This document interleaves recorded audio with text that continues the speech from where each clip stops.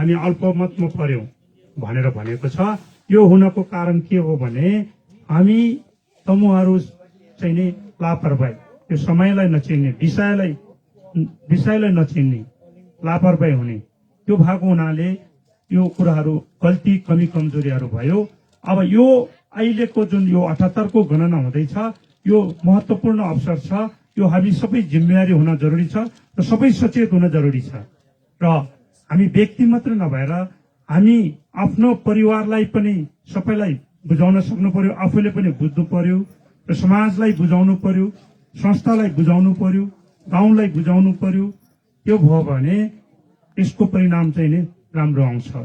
होइन अब वास्तै नगर्ने, जे गरे पनि हुन्छ भन्यो भने गणकाहरू अघि नै भन्यो, कतिले बुझबुझाएर उसले लापरवाही गरेर उसले अर्कै लेख्नु, जे लेख्नु पर्ने नलेखिकन, यथार्थ नलेखिकन अनार्थ लेख्न जान्छ र हाम्रो लापरवाहीले पनि उल्टो लेख्न जान्छ।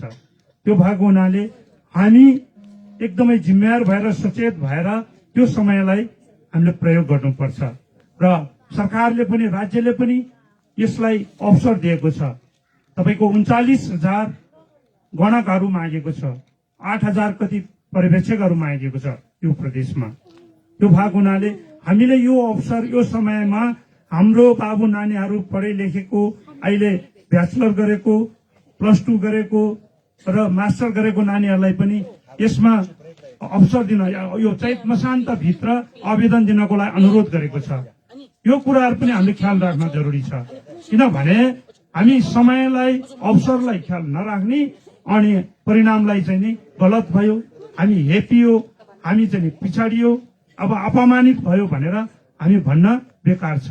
हामीले समयलाई चिन्नु पर्यो र समयलाई हामीले सदुपयोग गर्नु पर्यो। म सबैलाई अनुरोध गर्दछु, यहाँहरूले कसैले लापरवाही नभइदिनु होला, त्यो समयलाई राम्रोसँग प्रयोग गरिदिनु होला। त्यो भयो भने यसको परिणाम चाहिँ नि राम्रो आउँछ। त्यो भएको हुनाले अब हामी पेलु संघ कसरी किन स्थापना भयो, यसको उद्देश्य के हो भन्ने कुरा आउँछ। अघि नै अग्रजहरूले भनिसक्नु भएको छ। पेलु संघको उद्देश्य भनेको तमु जातिको धर्म, संस्कार, संस्कृति र इतिहास र यसको मौलिक पहिचानलाई संरक्षण सम्वर्धन गर्ने हो र यसलाई प्रवर्धन गर्ने हो र यसलाई भविष्यको सन्ततिलाई निरन्तरता दिने हो। र यसैमा लागेर अब यसको महत्त्वपूर्ण कुरा अहिले जुन जनगणना छ, यसले हाम्रो तमु जातिलाई पहिचान दिने कुरा भएको हुनाले, स्थापित गर्ने कुरा भएको हुनाले आजसम्म हामी स्थापित हुन नसकिरहेको छैनौं, राज्यमा सूचीकृत हुन सकिरहेको छैनौं, राज्यबाट पाउने सुविधाहरू हामीले पाउन सकिरहेको छैनौं, हामी पछाडि परेको छ, अवहेलित भएको छ। अघि नै भन्यो नि, राज्यको दबावमा परेको छ, अरू धर्म संस्कारले प्रभाव पारेको छ। त्यो भएको हुनाले हाम्रो धर्मलाई चाहिँ ओझेल पर्यो, हामीले सूचीकृत गर्न सकेनौं, उल्लेखित गर्न सकेनौं, यसको महत्व दिन सकेनौं। त्यो भएको हुनाले आज पेलु संघ संस्थागत रूपमा आफ्नो संस्था अन्तर्गतको शाखाहरू, इकाइहरू, प्रवासको शाखाहरू, स्वदेशको शाखाहरू सबैलाई चाहिँ नि यो अभियानको रूपमा यो जनगणनालाई सफल पारौं र हामी स्थापित हौं भन्ने उद्देश्यले हजुरहरूको घर दैलो हजुरहरूमा आएको हौ र हजुरहरूले पनि यसलाई सकारात्मक लिएर सहयोग गरिदिनु होला र सबैले आफ्नो समयलाई चिन्दिनु होला, आफ्नो अधिकारलाई बुझिदिनु होला।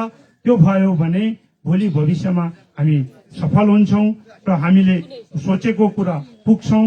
र पेलु संघले यही कमी कमजोरीलाई सम्झेर अब पेलु संघ धेरै संस्थागत रूपमा, आधिकारिक रूपमा राज्यसँग लिनुपर्ने सेवा सुविधाहरू सबै लिनको निमित्त राज्य सरकारमा पनि यसलाई स्थापित गराउने कुरामा हामीले अघि नै भन्नुभयो अग्रजहरूले, यसको गुरु योजना बनाएको छौं र गुरु योजनालाई राज्य सरकारमा, निकायहरूमा हामीले प्रस्तावना पठाएको छौं, प्रस्तावना दिएको छौं। त्यसलाई अब हामी फेरि यसलाई प्रक्रियागत अगाडि बढाउने छौं र राज्य सरकारबाट सहयोग लिएर अब पेलु संघलाई त्यताउतालाई चाहिँ नि गुरुङहरूको धार्मिक, सांस्कृतिक, ऐतिहासिक रूपमा यसलाई विस्तार गरेर यसलाई सुविधा सम्पन्न गुरुङहरूले सहज रूपमा आफ्नो विवाह संस्कार, आफ्नो धर्म संस्कार, आफ्नो जन्म संस्कार, आफ्नो पितृ संस्कार, हरेक संस्कारहरू गर्न सक्ने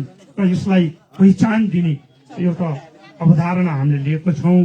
त्यसै अवधारणा अन्तर्गत यसलाई सपोर्ट हुने, सहयोग हुने, सबभन्दा यसको पहिचान हुने आधार भनेको यो राष्ट्रिय जनगणना 2078 हो।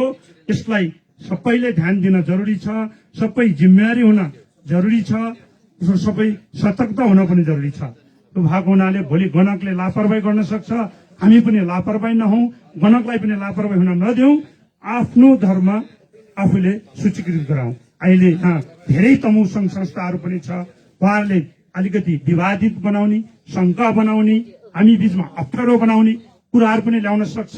तर तपाईहरू निश्चित हुनुहोस्, कुनै शंका नगर्नुहोस्, कुनै विवादमा नपर्नुहोस् र जे छ त्यो अहिले हाम्रो अग्रजहरूले भनेको छ, हाम्रो पिता लोता ज्ञाताहरू, हाम्रो गुरुहरू, पुरोहितहरूले वाचन गर्नुहुन्छ, उहाँहरूको शास्त्रमा आधार छ।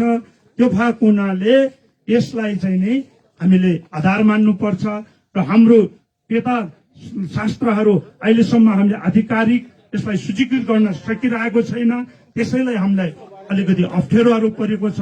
त्यसैको निमित्त अहिले पेलु संघ एकदमै द्रुत गतिमा अभियानको रूपमा अगाडि बढेको म यहाँलाई जानकारी गराउन चाहन्छौ। हाम्रो पहिचान भनेको हाम्रो भाषा हो। हिजो हामी भाषामा स्थापित भएको हो। कोडा भनेको खस कुरा होइन, घान्द्रुको खस कुरा कोडा हो। तर कोडालाई स्थापित नभएर घान्द्रुकलाई स्थापित गरायो।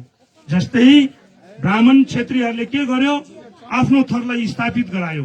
हामीले सबै गुरुङ लेखाएको छ, हामी गुरुङमा सीमित भयो, उहाँहरू चाहिँ थरमा सीमित, थर्मको विकास भयो। उहाँहरू अधिकारी, बरल, दवाडी, पौडेल भनेर उहाँहरूले आफ्नो थरलाई स्थापित गर्यो।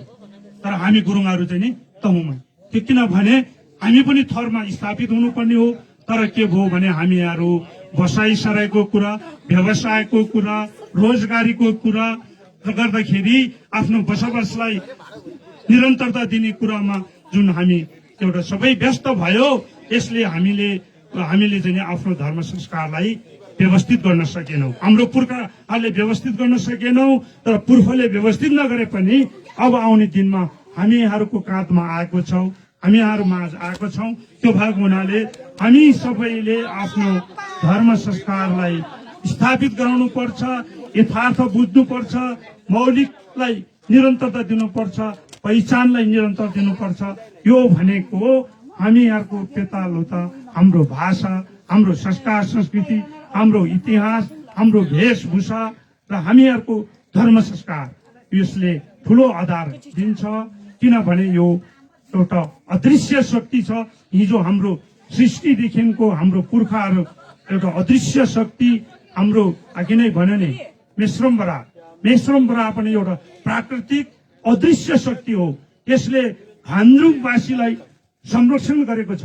घान्द्रुङवासीले यसको ठूलो आस्था राखेको छ, विश्वास राखेको छ, मानेको छ।